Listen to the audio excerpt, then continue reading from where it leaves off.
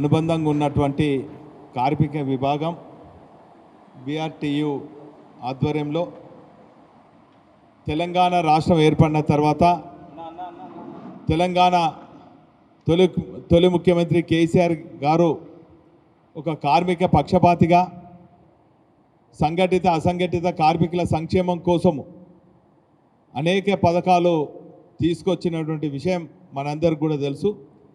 వాటిని అర్హులైనటువంటి వారికి లబ్ధిదారులకు చెందే విధంగా వారు చేపట్టినటువంటి ఇన్సూరెన్స్ పాలసీని ప్రతి సంవత్సరం కూడా అసంఘటిత రంగం బిల్డింగ్ వర్కర్స్ యాక్ట్ కింద వారు 6,50,000 స్కీమ్ను ఇన్సూరెన్స్ను మరి ఆనాటి తెలంగాణ తొలి ముఖ్యమంత్రి కేసీఆర్ గారు ప్రవేశపెట్టడం జరిగింది.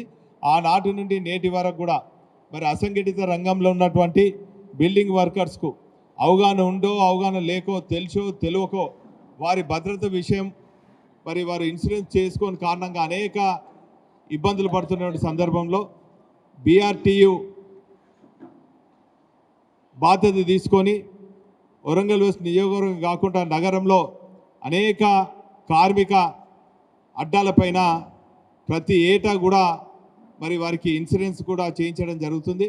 అందులో భాగంగా ఈసారి కూడా కార్మిక సంక్షేమ మాసోత్సవం నిర్వహించాలని చెప్పి మా అనేక కార్మిక సంఘాలు మరి తీర్మానించడం జరిగింది. మరి వారిని దృష్టిలో పెట్టుకొని ఈ సంవత్సరం మే 1వ తారీఖు నుంచి ఈ నెల ఆఖరి వరకు కూడా ఈ కార్మిక సంక్షేమ మాసోత్సవం నిర్వహించడం జరుగుతుంది. దీని యొక్క ముఖ్య ఉద్దేశం ఏంటంటే కార్మికులకు రావాల్సినటువంటి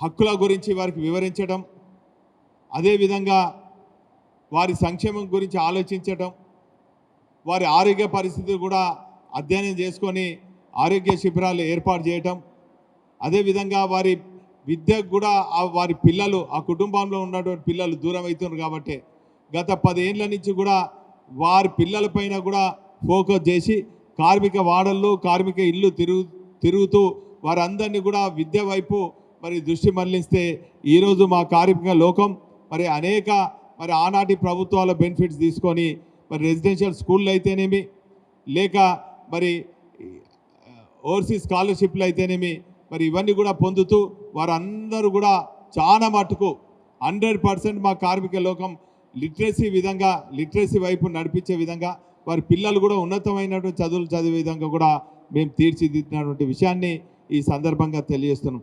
అయినప్పటికీ కూడా ఇంకా అనేక హక్కులు వారు సాధించుకోవాల్సిన సమయం ఆసన్నమైంది. వాస్తవంగా 129 కార్మిక హక్కులు ఉంటే కార్మిక చట్టాలని మరి అన్నిటిని కూడా రద్దు చేసి కేవలం 4 కోట్లు తీసుకొచ్చి కేంద్రంలో ఉన్నటువంటి బీజేపీ ప్రభుత్వం కార్మికుల హక్కులను కాలరాస్తుంటే మరి దేశంలో ఉన్నటువంటి అన్ని కార్మిక సంఘాలన్నీ కూడా ఐక్యమై ఈ నెల 20వ తారీఖున మరి దేశవ్యాప్తంగా బంద్కు పిలుపు ఇవ్వడం జరిగింది.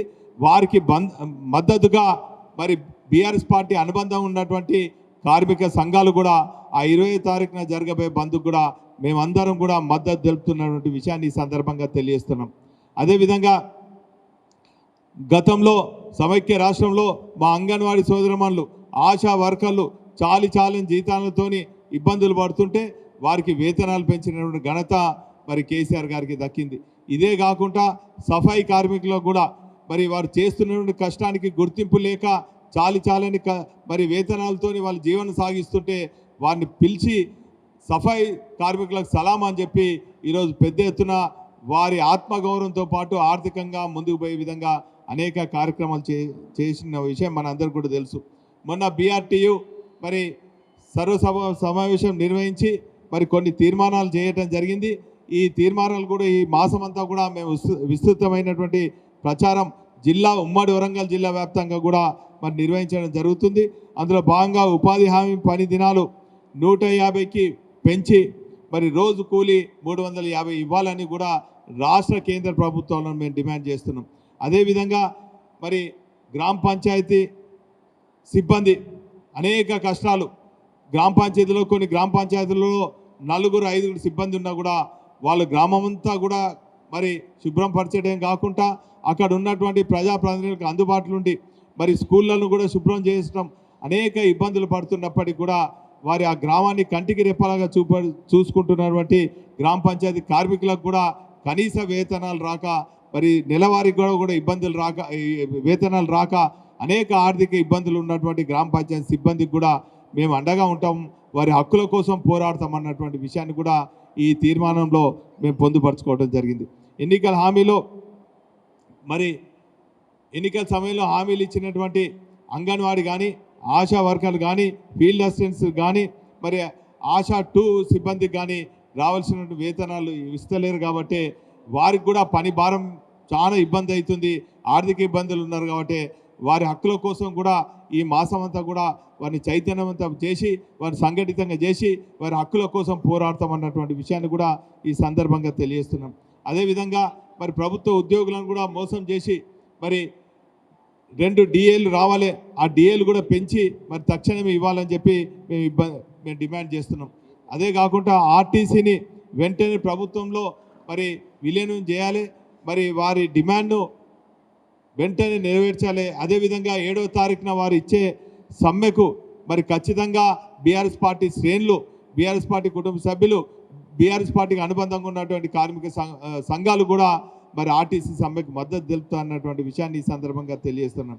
అదేవిధంగా మరి బీడీ కార్మికులకు ఆనాటి కేంద్ర మంత్రికి ఉన్నటువంటి కేసీఆర్ గారు అనేక రాయితీలు కల్పించడం జరిగింది. కానీ ఈసారి బాధాకరం, బీడీ కార్మికులకు మరి 2014కే మరి పెన్షన్ కట్ ఆఫ్ చేసిండ్రు, దాన్ని మరి అది రద్దు చేసి బీడీ కార్మికులకు కూడా పెన్షన్ వచ్చే విధంగా మరి కార్యక్రమం రాష్ట్ర కేంద్ర ప్రభుత్వాలు చొరవ తీసుకొని బీడీ కార్మికుల ఆరోగ్య పరిస్థితి, ఆర్థిక పరిస్థితి కూడా ఇబ్బందికరంగా ఉన్నది కాబట్టి వారి సంక్షేమం కోసం ఈ మాసం అంతా కూడా మేము ఉద్యమిస్తామన్నటువంటి విషయాన్ని ఈ సందర్భంగా తెలియజేస్తున్నాం. ఇదే కాకుండా ఆటో కార్మికుల నుంచి ఆర్టీసీ వరకు దగా చేసినటువంటి ప్రభుత్వం మరి ఆటో కార్మికులకు, ఆటో సోదరులకు ఇచ్చినటువంటి మరి సంవత్సరానికి 12,000 అన్న డిమాండ్ను మరొక్కసారి మేము డిమాండ్ చేస్తున్నాం. ఖచ్చితంగా మీరు ఇచ్చినటువంటి హామీ ఆటో కార్మికులకు మరి ఖచ్చితంగా అమలయ్యే వరకు కూడా ఆటో డ్రైవర్లకు పక్షాన మేము ఉద్యమిస్తాం, వారికి అండగా ఉంటాం అన్నటువంటి విషయాన్ని కూడా ఈ సందర్భంగా తెలియజేస్తున్నాం. ఎందుకంటే ఇప్పటికే ఆటో సోదరులందరూ కూడా ఆత్మహత్య దిశగా మరి ముందుకు పోతున్నారు. దయచేసి ఆటో కార్మిక సోదరులకు అందరికీ కూడా ఒక సోదరునిగా విజ్ఞప్తి చేస్తున్నాను, ఆత్మస్థైర్యంతో ఆటో డ్రైవర్లు ఉండాలి. రాబోయే రోజుల్లో ఖచ్చితంగా కేసీఆర్ గారి నాయకత్వంలో ఈ రాష్ట్రంలో మరి ప్రభుత్వం చేపట్టబోతుంది. మీ సంక్షేమం కోసం నిధి కేటాయించడమే కాకుండా ఆటో డ్రైవర్ల ఆర్థిక పరిస్థితి, ఆరోగ్య పరిస్థితి పైన కూడా మేము సమీక్షిస్తాం, మీరు ధైర్యంగా ఉండాలని చెప్పి ఆటో కార్మికులను కూడా మరి ఈ సందర్భంగా విజ్ఞప్తి చేస్తున్నాం. అదేవిధంగా భవన నిర్మాణం బోర్డు ఏర్పాటు చేయాలి. అదేవిధంగా భవన నిర్మాణంలో మరి వేలాది మంది ఇన్సూరెన్స్ చేసిన వాళ్ళందరికీ కూడా